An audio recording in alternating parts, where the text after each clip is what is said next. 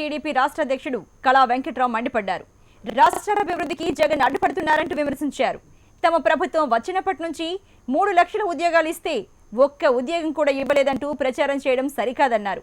రేపు విశాఖలో జరిగే సిఐ సదస్సును అడ్డుకొని అక్కడికి వచ్చే ప్రతినిధులను భయభ్రాంతులకు గురి చేయడానికి జగన్ ర్యాలీ చేపడుతున్నాడని కళా వెంకట్రావు ఆరోపించారు. ఇలాంటి ర్యాలీలతో యువత భవిష్యత్తును జగన్ నాశనం చేస్తున్నాడని మండిపడ్డారు. సిఐఐ సదస్సు ఏదైతే జరుగుతుందో వైజాగ్లో, దానికి 4 రోజుల ముందు మళ్ళీ వీళ్ళకి జ్ఞాపకం వచ్చింది. వీళ్ళకి ఎప్పుడో జ్ఞాపకం వచ్చేటప్పుడు ఈ రాష్ట్ర అభివృద్ధిని అడ్డుకోవడం కోసం ఈ కార్యక్రమాలు మొదలు పెడుతున్నారు. ఇక్కడ ప్రజలందరూ కూడా ఒకటి అర్థం చేసుకోవాల్సినటువంటి అవసరం ఉంది. ముఖ్యంగా యువత.